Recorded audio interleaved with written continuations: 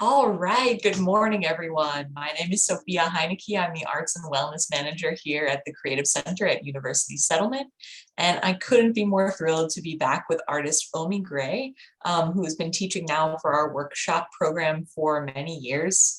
Omi is someone who takes great joy in finding what is available to her and incorporating that into her arts practice, which is incredibly multifaceted. And today she's going to combine many of the visual elements that she uses in a variety of her work to show us some different tactics for monoprinting. I'll let Omi speak a little bit more about what monoprinting means to her, but we are so excited to have you all on this webinar. You can ask questions at any time, and just so you know, the recording will be available to view later through the Creative Center's YouTube page. So please let me know if you have any questions about that. I will be here for the duration. Now I would love to spotlight Omi and hear a little bit more from her about what monoprinting means to her and what we're in for today. Hi, Omi. It's so nice to see you. Good morning. How are you doing today? I'm doing really well. I think it was a pretty stormy night last night in New York, but it is an incredibly beautiful morning. And I'm really excited to hear what's on your mind in a creative way. Well, I was up in the storm coming up with new ideas for today's session. So I was very grateful for the peace and the quiet and the rain. But today I want to talk about my concept of monoprinting. And monoprinting means many things to many different people, but I have my own special way of doing it. I like to work with fabric. I like to work with paper. I like to work with stamps, stencils. I like to work with aluminum foil, anything that I can get a texture, an image onto the fabric or the paper are things that I use. Some are conventional and some are unconventional. And so today I want to show you a couple of different techniques for getting different textures and images onto fabric and also paper. So of course we need fabric and we need paper. You can use any kind of paper, and I would say the fabric preferably would be cotton fabric, or you could use silk. You can cut up old clothes that you don't like anymore, or you can print on something that you do like so that you can enhance it and make it more beautiful. So there's no limit to what we can do to alter the things that we have. So this print here that I have on my table is my version of a monoprint. Wow, look at this, amazing. This is on cotton fabric. It was originally a tea towel that I cut up into 4 pieces. And I have a monoprinting plate, which is called a jelly plate. Now, what exactly it's made of, I'm not sure, but I have tried to make a jelly plate on my own, and it's made with a gelatin. So you have to buy the gelatin from the store, stir it up, let it sit. It's a big mess. So it's just better to go buy the commercial jelly plate. They're available on Amazon and they come in all different sizes. So the jelly plates are specifically to get those really detailed leaf shapes. Is that correct? No, the leaf shapes, I used a rubber leaf. And I loaded the rubber leaf with a stamp pad. Wow. So I used the stamp pad and I inked it up. But first I treated the fabric with all those colors and I used the jelly plate. I'll just do a small demonstration on how I got this going. Yeah, so it seems like there's sort of 2 opening considerations with the printing process. What are you printing on and what is the print that you hope to achieve? And it seems like your prints can be abstract, they can be based on shapes that you see out in the world. And now we're seeing, is this only the jelly plate that you use? Yeah, this is one of the jelly plates. I have many and they come in all different sizes. And let me get my ruler to tell you what that size is. I feel like this maybe is like, is it an 8 by 11, like copy paper size? No, it's a 8 by 10. 8 by 10, all right. Because the copy paper, I have it underneath it. So I see. as a background and as a registration paper. So this is the jelly plate. It looks clean. They get messy because you put all kinds of things, all kinds of paints and inks on it, and you can clean it. Some people just let it stay dirty, but I like to clean it from time to time. So the first thing I'm going to do is you can use all different types of paints on your jelly plate. You can use alcohol inks. There's a variety of things you can use on the jelly plate, but today I'm going to use acrylic paint. Great. Acrylic paint is a very affordable, easy to find material that is also non-toxic. Yes, so Can you they tell have a very inexpensive Dick Blick paint. And this was $7.99. Ooh, I for the got- big bottle. I get that save-a-thon, as a matter of fact. Nice. So, and So, this 16-ounce bottle. oh, wow. So it's recommended in the supply list that we sent out for today's webinar that people have 3 favorite colors and then a metallic accent color would be ideal. Omi, do you want to tell us about how you pick those sort of 3 colors, and when are we working with too many colors? It feels like you could kind of do what you wish with this activity. Well, too many colors can, if you don't know how to mix your colors, you can have mud. Mud color, yeah. So to stay on the safe side, it's just better to select 2 or 3. I love metallics, so I'm always going to have a metallic in my palette somewhere. But so the other things you need to get started are your acrylic paint, and you need a sheet of paper, which is like your cleanup paper. And it could be any kind of paper. And your cleanup paper, it's the paper that you use, because I'm going to roll out the ink or the paint onto the plate, but I don't want to get too much on here. So the excess I roll out on this paper to the side, my scrap paper, let's say. But you'd be surprised, the scrap paper becomes a work of art too. So there's no waste. There's no waste. No waste. It's an Omi Gray signature facet of all of her wonderful workshops. Omi, I'm really curious to know, when you prep a space for monoprinting, what do you move out of the way? It seems like we could get a little messy, or we can stay very confined. What would you recommend participants do to prepare their space? Well, I have this tray here, which is called a dog food tray. Okay. It's just a big plastic tray, I imagine. It has a lip around the edge, like a 1-inch lip. And I think it might be, let me give you, because this is an excellent piece of equipment to have if you do any kind of artwork, because it keeps everything contained and it's enough space to work. This is 18, it might be 24 by 32.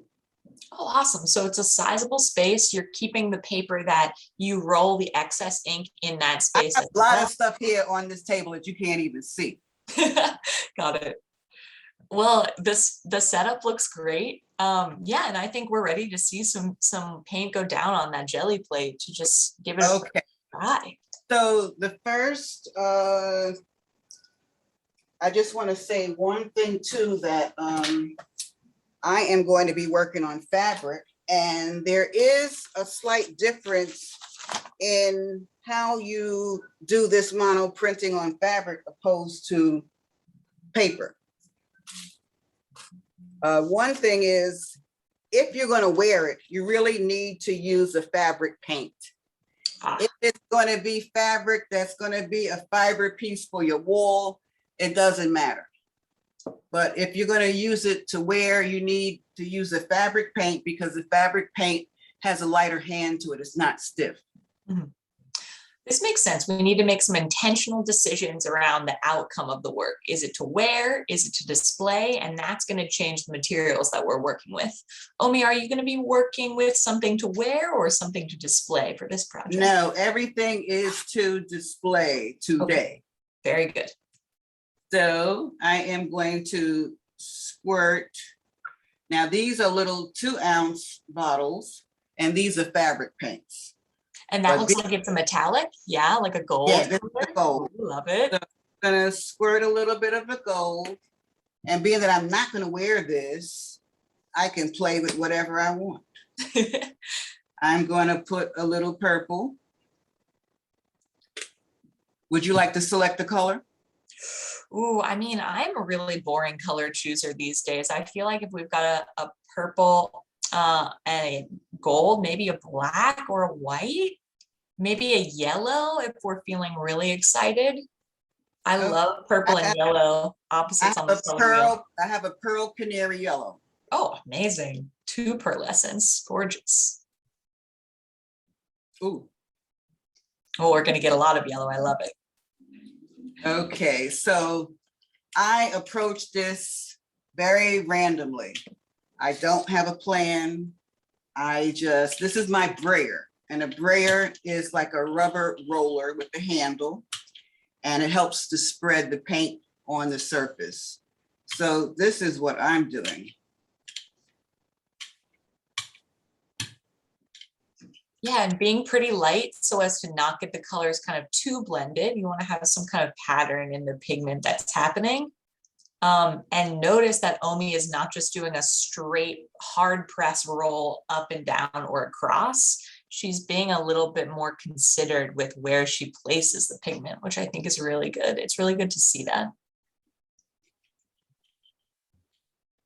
Because I know I sometimes get a little forceful with the brayers. They're just very fun. Yeah. So you can put a little too much ink, especially if you're working with paper. So now my brayer is charged up, and now I'm going to go over to my paper, and this is cleaning of the brayer, but it's also creating a whole nother design for the future with this paper. Yeah. So I cleaned my brayer off, and it's always good to do that in between. So I really have a lot of paint on here.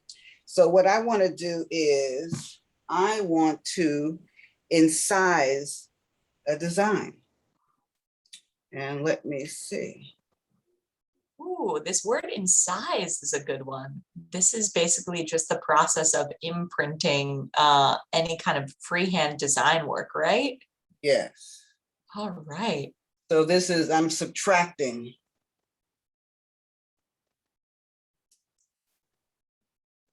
And it looks like you're working with just a pretty basic like wooden tool there. Are you wiping that off as well? Well, this is really a dauber. Oh, I see, I see. This is a dauber. And you need to have in your workspace paper towels or what do you call those things? Baby wipes to keep your surface clear so that you don't have any accidents. Yeah, we have that in the beautifully compiled materials list. Okay. Also, newspaper could be a great thing to just have on hand to cover space. When was the last time you saw some newspaper? That's a very good question. Not in my mailbox, that's for sure. Haven't seen newspaper in a while. So I have some orange fabric here. Wow. And I think I'm going to put that on top just to see what happens. I'm curious. So now I'm just going to lay it on top, gently press down.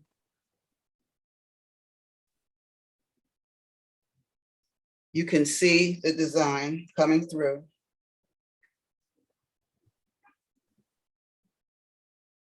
I love this laying of hands.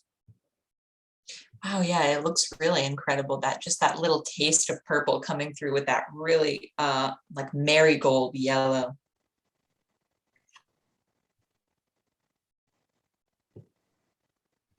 Okay. Looks like two people. Wow, yeah. I mean, there's so many ways to just sort of set an abstract pattern and then kind of read into it and embellish it.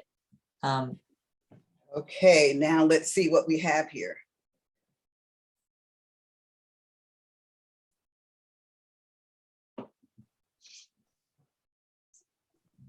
Oh, wow. I'm gonna cut that little corner off. Very dynamic. And this is a fabric, yeah? This is with the fabric. So you don't have to have a, a white fabric. When you work with a colored fabric, it gives you a helping hand. So now I would let that dry. And there's still more things I can do to that. I put that to the side. So now I still have paint here. And I'm going to pull a print.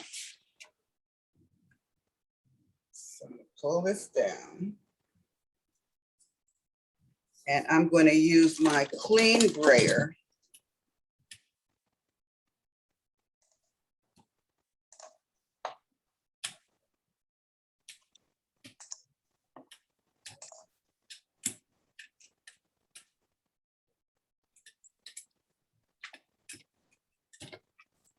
Let's see what we have here.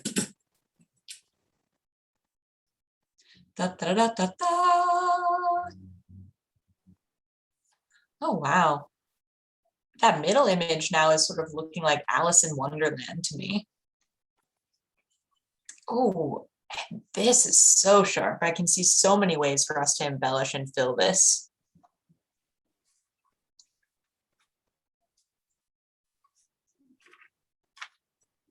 So I could do a lot more with this. So I'm going to put this to the side and let that dry. I like that.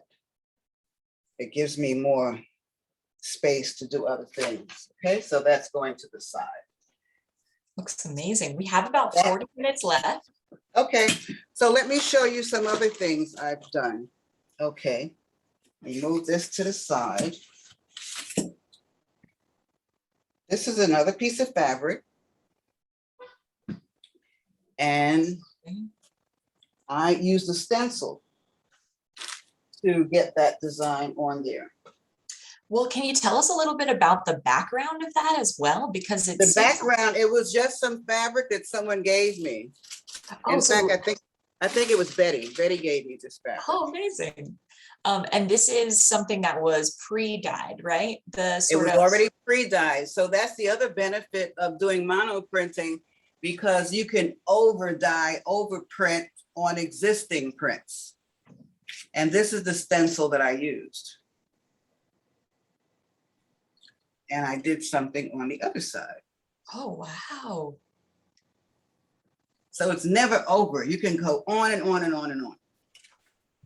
Yeah, you could detail into the leaf. You can add some sort of veins to create something a little bit more lifelike. You can change the color, outline with a metallic. I mean, there are so many options depending on the vision of the artists.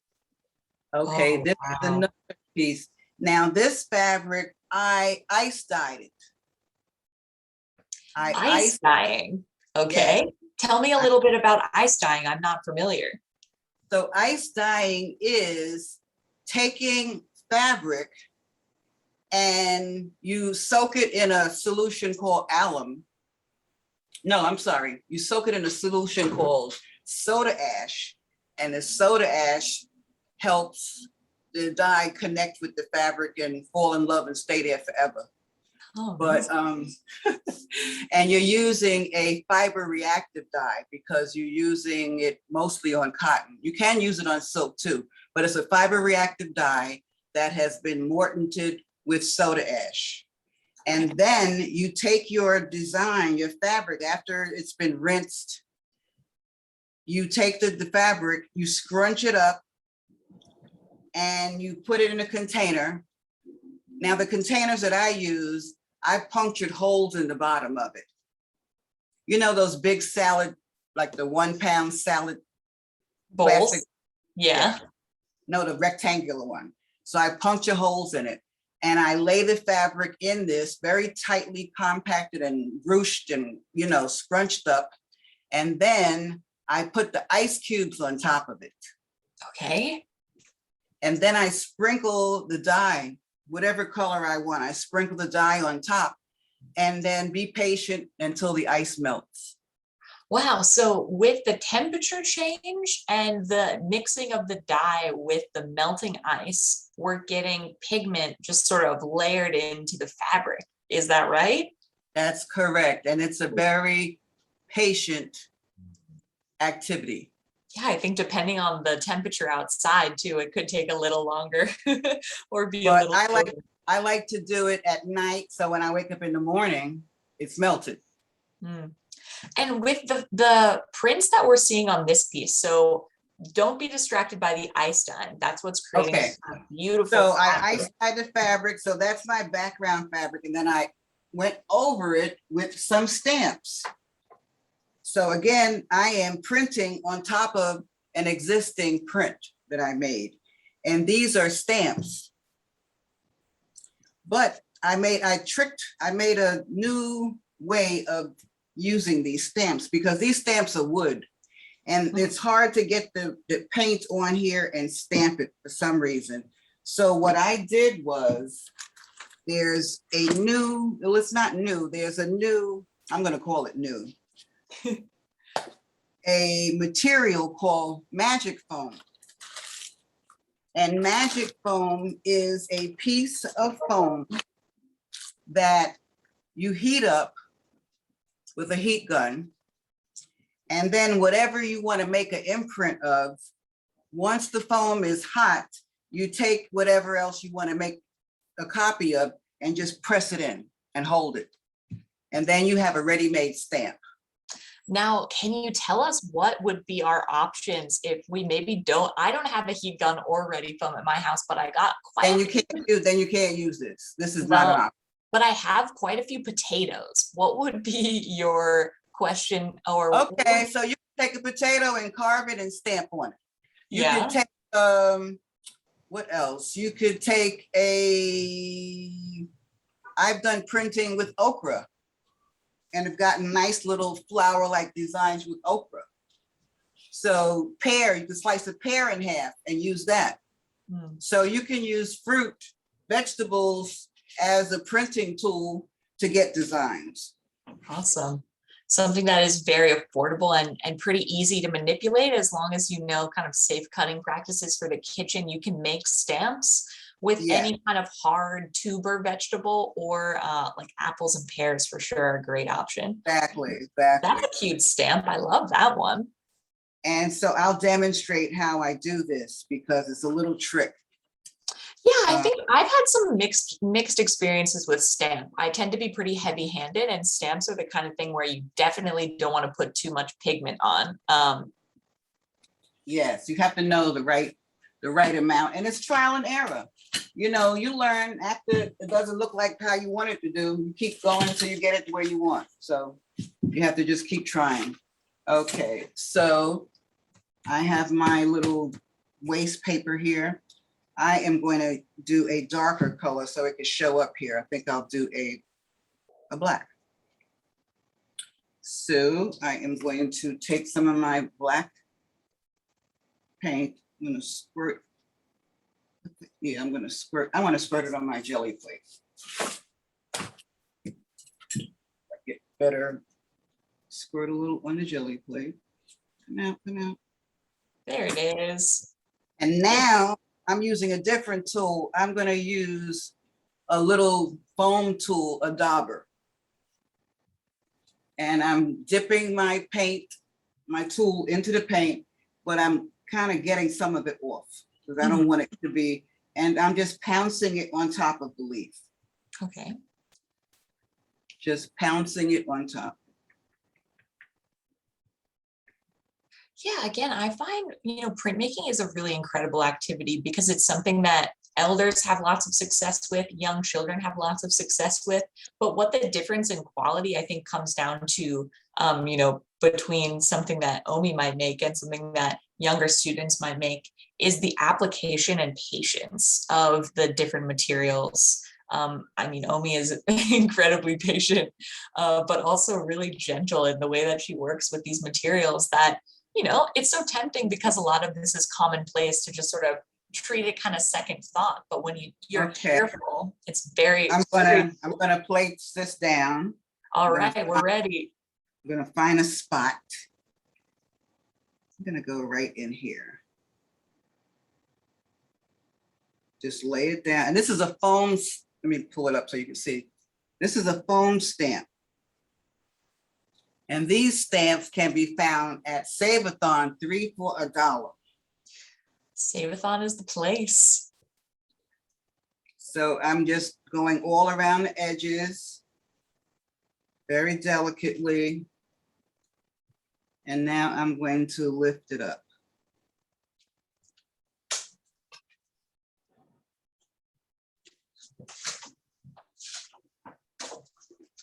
And there you have it. Oh, that looks amazing. I'll just do one more so it'll have company.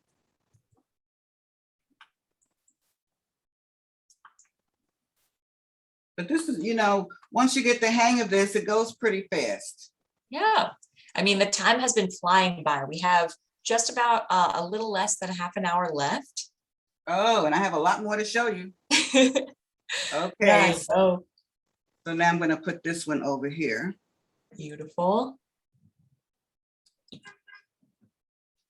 Press it down. Yeah, and Omi is really beautifully making sure that she kind of applies pressure evenly to all the different leaf points. Ooh, I love it. Perfect. So now I'll put this to the side to dry. Okay. Okay. So I just want to show you some other images I did. Oh, and are these stamp prints as well? Yes, these were, again, they were originally the wooden stamps, and that I used the magic foam to produce them like this. But now I think I want to try and see what happens if I stamp it with just the wood. I'm very curious now. So we're going to test that out. And for the dyeing of this fabric, which I think folks can probably see, there's a little bit of a sort of tie-dye element. This also ice dyeing, Omi? Yeah, this was an ice dye technique as well. Wow, it looks so different than the other pattern. So, you can ice dye, but you can also snow dye. Oh, something to look forward to this winter. Well, we don't get enough snow to be snow dyeing. Yeah. You got to go out of state, maybe Vermont, which I'm not interested in going to Vermont. A little cold. Okay, I think I want to add just a little more paint here. This is a whole different application between the wood and the foam.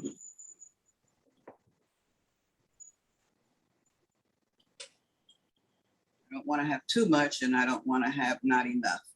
So this is a test. Okay. Now I gotta stand up. Face it down.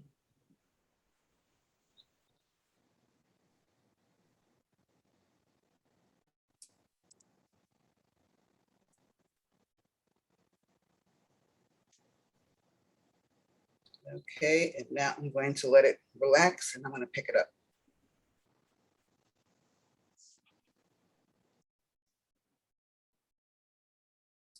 Okay. The wood print's a lot different. So I'm going to try to add a little bit more paint and get one more. And then I'm going to do another technique.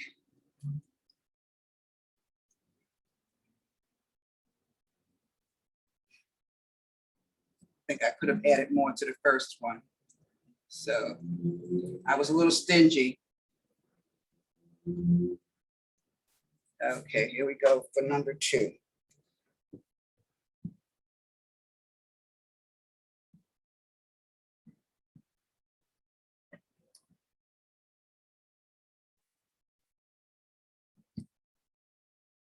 Okay.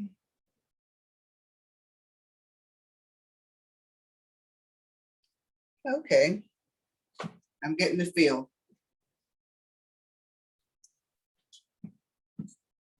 It looks great. I love it. And so you can go over, the ones that are already done in that color and go over it with the black and give it a whole nother dimension. Yeah, that we can print over and over again and Yeah. sort of see the degradation of the print over time, which I think is really beautiful. It's something that is one of the only ways I feel like that we can symbolize in visual art the passing of time. It's very It cool. can be ever changing. Awesome. Okay, now I want to show you my masterpiece. Oh, even better than the last 2? I don't think so. I don't think it's possible. Where is she? Okay, here she is.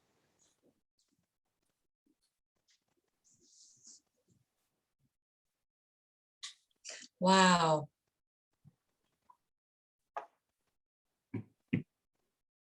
So again, this was the same technique of spreading the paint on my jelly plate, and I used fuchsia, a yellowish gold, a purple, and I did the whole background first. And then I took my wonderful stamp.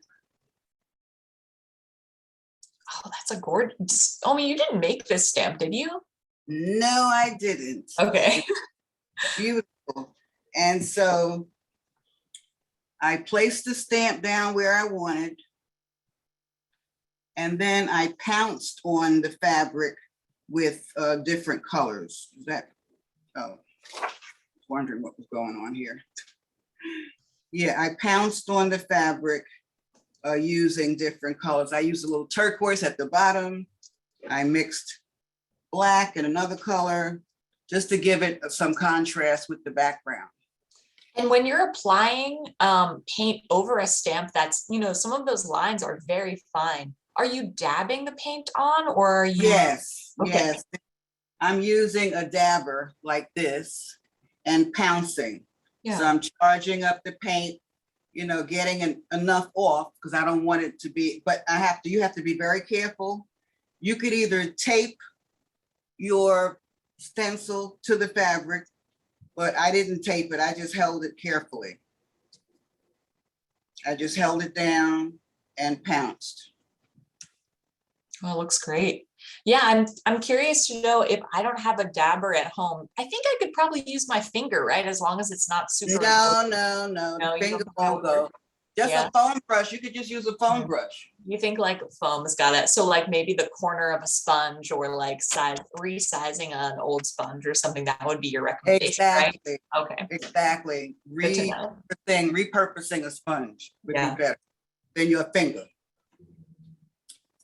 I also just really appreciate, you've created a print on top that there's pretty minimal texture in the application of the overlay of paint, but the paint that was applied underneath, there's so much texture and so much color.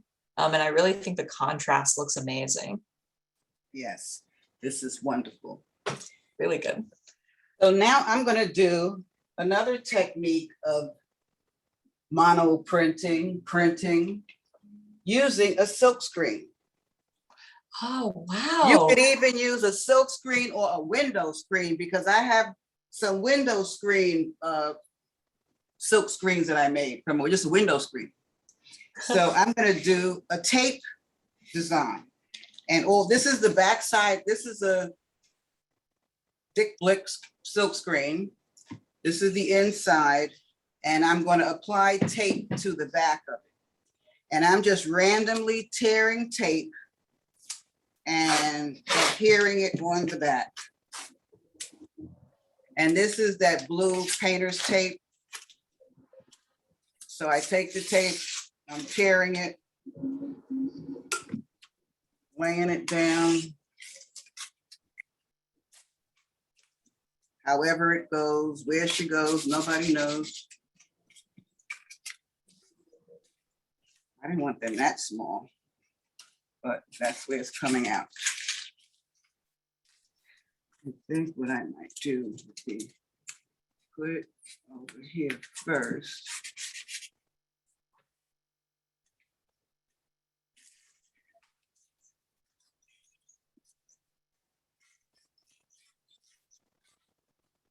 Oh, that's pretty cool.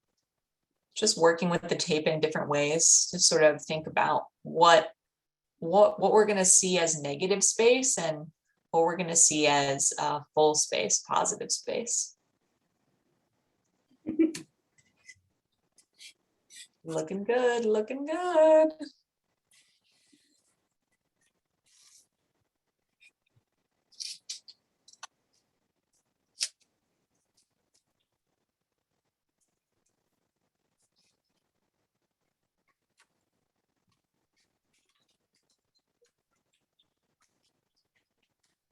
Oops.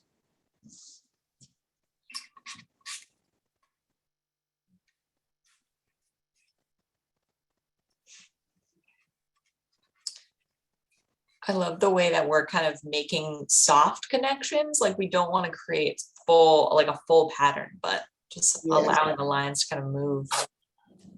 A little break in there. Okay, so here.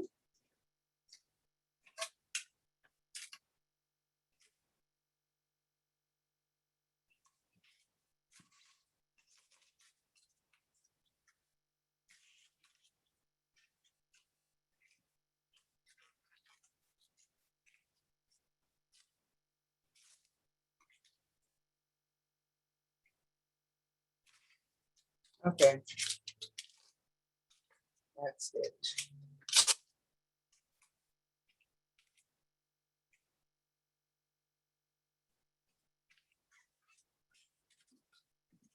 Okay, so now I'm rubbing it to make sure it's totally adhered to the surface.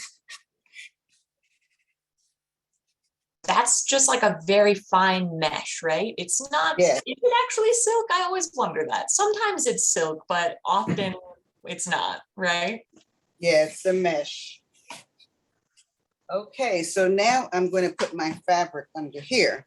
So the fabric goes under the screen.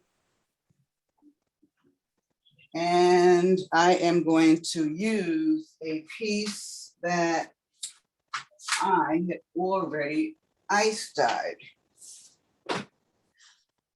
Oh, wow. This ice dyeing, every time it just looks, depending on the color, so different. So let Amazing. me show you something. This is the marbling I did. Wow. Look at that. I mean, I'm someone who loves color. So whenever you have a teal, yellow, fuchsia combination, I'm like, sign me up. It could be anything. Okay, so I'm going to move this thread out of the way. Oops.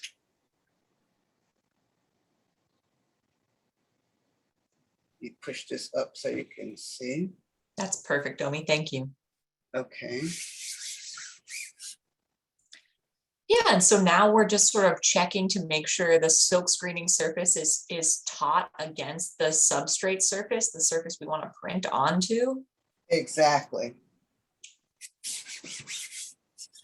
So this is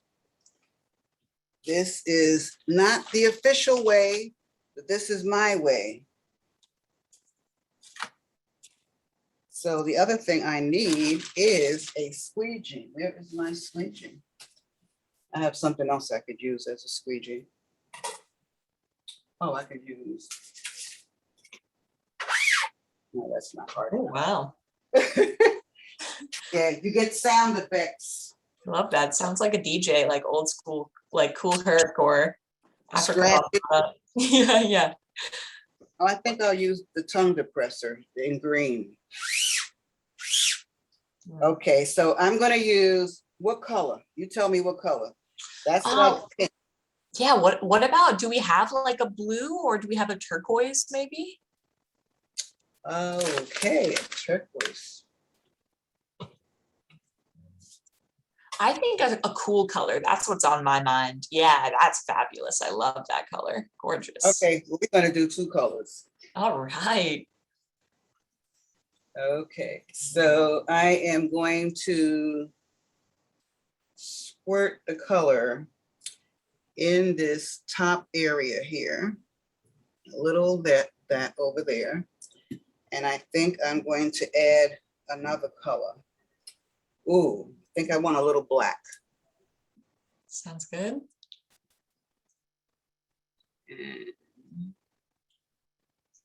Come on, black. Oops. And I want one more color. What could that be? I think we could go back for the purple again. Okay. That'll look pretty good. I think that'll look pretty good, but I don't have the usual taste. More is more to me with color. Okay, I hope this is enough. So now I'm gonna hold the screen. Just bring it down.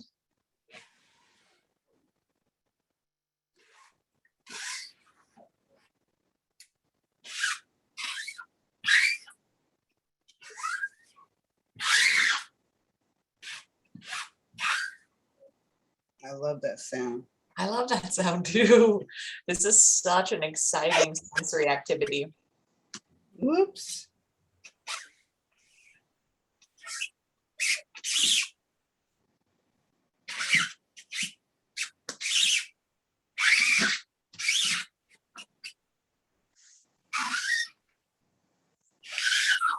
And sort of any way that this happens, whether the surface is completely coated or not, the print will be fulfilled and interesting. So people don't really need to worry about filling out the whole screen area. Is that right, Omi?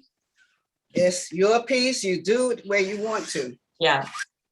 Any way you want it. Anywhere you want to. However you, whatever you feel in that day.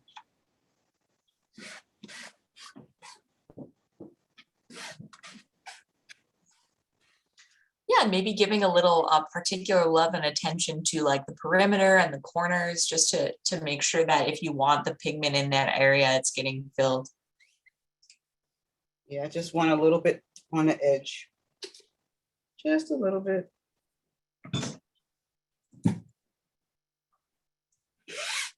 Ooh.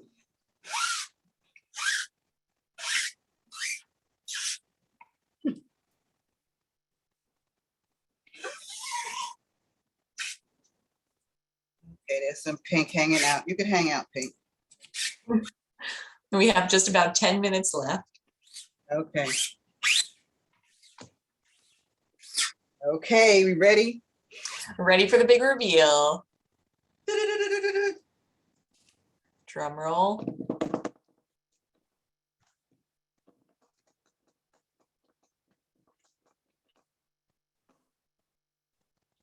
Oh yeah, and I imagine that it sticks a little bit. Oh, I see it. It's coming off now. Here we go. Again, very delicate, the difference between a novice and a professional, just being kind to the materials, taking your time. Wow. Oh, that's so cool. You're getting a little bit of just the tastes of those like teal and purple color. And how fabulous would this be like on the back of a denim jacket or something? So cool. Turn it the other way.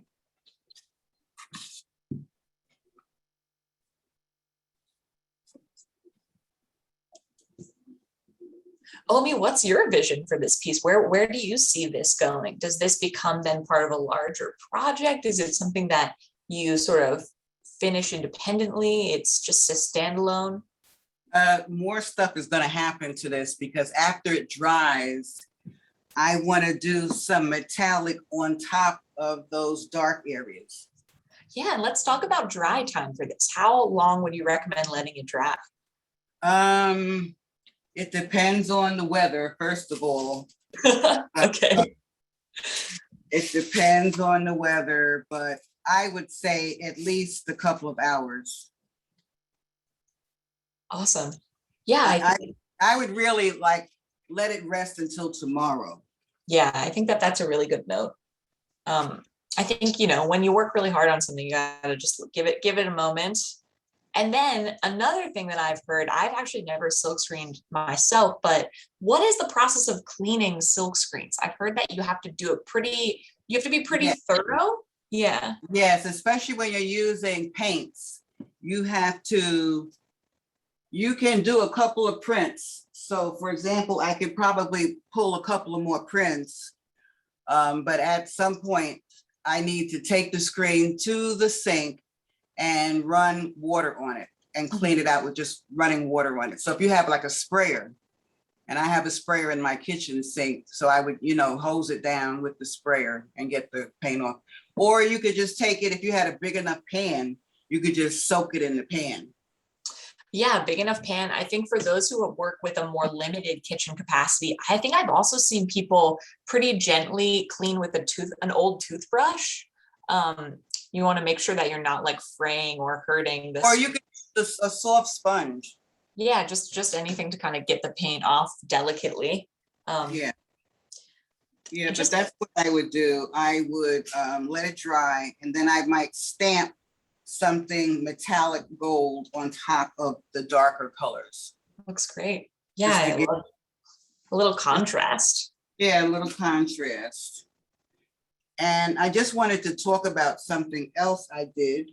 Yeah. And I don't know, we don't have time to do it, but I did an image that was tie-dyed, and then I silk screened my ladies on top of the tie-dye piece, similar to the piece I showed you with those ladies. And here is, Yeah, Omi, do you want to hold it up? I'm trying to get it right now. Okay. Hold on. Now here was my squeegee right here. Oh, wow. Okay. But you know, you really made it work with the tongue depressor. And So if you don't have a squeegee, use a popsicle stick. Yeah, I mean, you could use a stiff cardboard, like a cereal box cardboard, I think could work really well. After a couple of applications of paint, the cardboard might get a little moist and flimsy. So you have to just kind of watch that. But the thing I love about printmaking as an activity at home is that really a lot of things can be used in printmaking processes. I've also seen some incredibly cool printing patterns made with Legos. If you have those larger size Duplo boxes at home, if you find like old plastic things that are discarded on the sidewalk that you feel you could easily sanitize. I love found object work, and since COVID began, I've been a little bit more wary of just picking stuff off the street. Oh wait, let's see this. Here we go. Oh wow, that's amazing. So this was tie-dye on silk.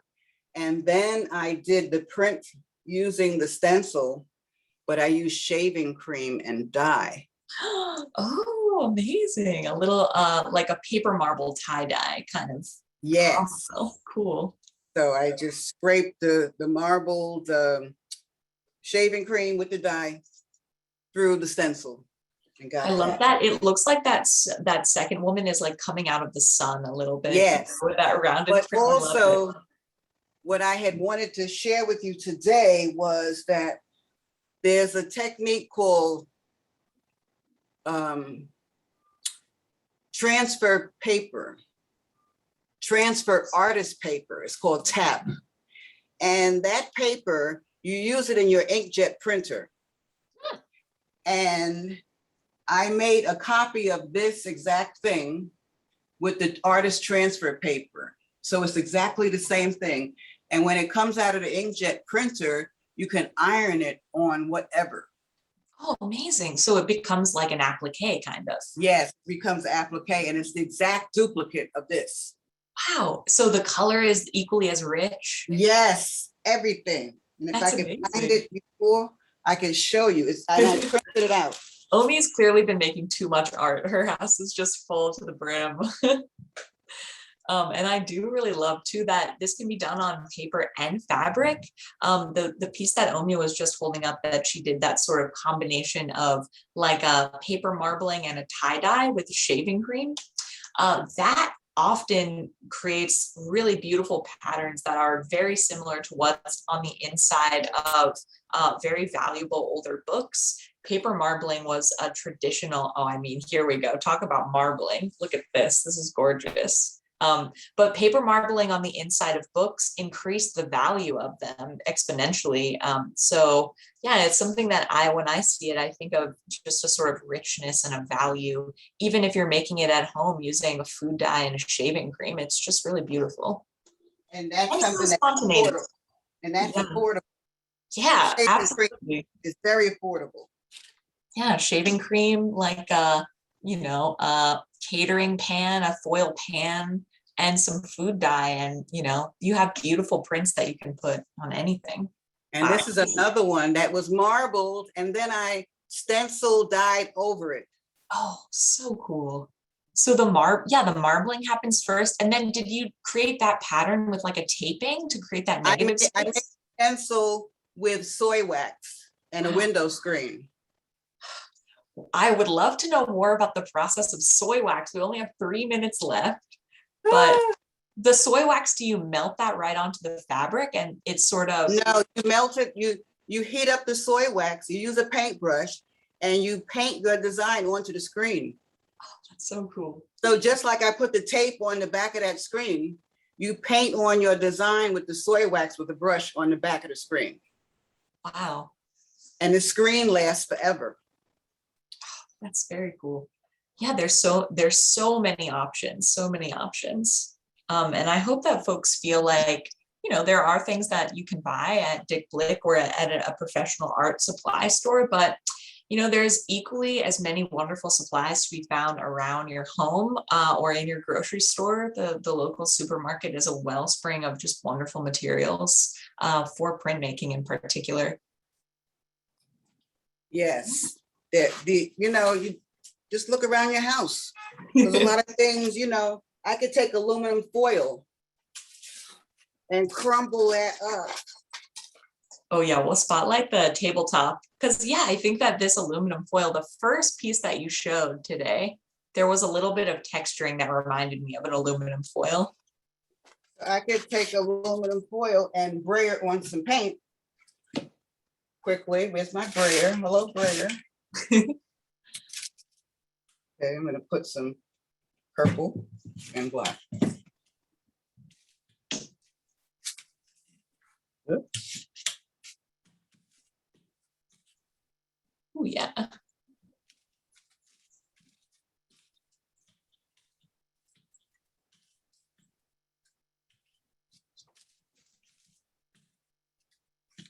I shouldn't have bared down so hard.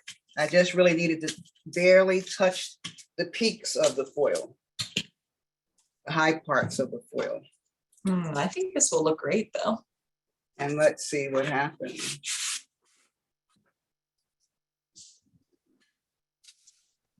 Yeah, it's all about that crumpling effect.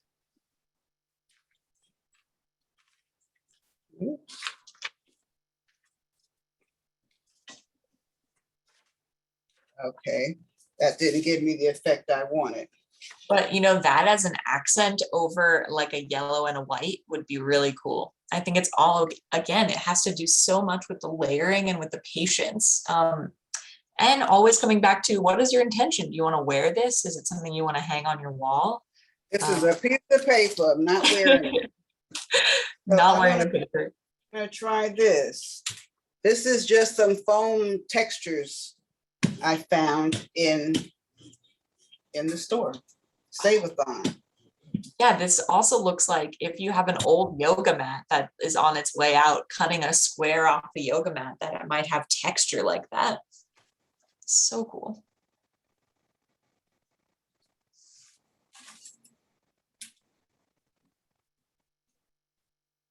The braid and pressure, nice. Yeah. And oh wow, that's so cool. Love that. And let me just show you some of my my stamps that I did, even though I just crumbled up some yarn and heat that up. And the magic foam sort of takes the shape of whatever is inserted into it, right? Yes. Wow. And yeah, now we're seeing, you know, we've used acrylic paint, but if acrylic paint's too messy and you have these kinds of stamp pads that are pretty common to find, Omi is just showing us that, yeah, it doesn't even need to be paint. Oh, that's very cool. And I like the contrast of the light and the dark. Yeah. So it looks like one is on top of the other. Yeah, it really reminds me of moss in a beautiful way. Well, we are at 11:32, so we're a little over time. But Omi clearly just has an infinite number of ideas to share, and we are so excited to say that she is going to be back with us, I believe, in November. Let me look that up really quick as we're just finishing up this wonderful demo. Yeah, we are going to be back with Omi for a botanical printing webinar Friday, November 12th at 10 a.m. So really looking forward to that. I am so lucky to have some original Omi Gray botanical prints in my house, and there's something I get infinite compliments on as well. So please join us for that webinar coming up on November 12th and make the most of what I hope will be a beautiful fall in New York. Omi, I think we will say goodbye to you now. So I'm in the spotlight. Oh, wow. This is the first print that we started with. Amazing. We've This is the first print, and let me just show the fabric. Fabulous. So many options, so many ways for you to get creative with monoprinting at home. Can you imagine monoprinting your whole sheet, your bed sheet? I mean, yeah, I feel like I could actually imagine that, but as long as it like is a print that I want to look at every day. Thank you so much, Sophia. Thank you. I had a lot of fun. Oh, thank you so much, Omi. It's always such a joy to spend some time with you. Yeah, and friends, we'll be back with Omi soon. Fall is in full swing at the Creative Center, so we hope you join us for some more workshops. But everyone have a wonderful rest of the week. Omi, you as well. Thank you, and keep on creating, everybody. Keep on creating. Keep it creative. We'll see you next time. Thank you. Bye-bye.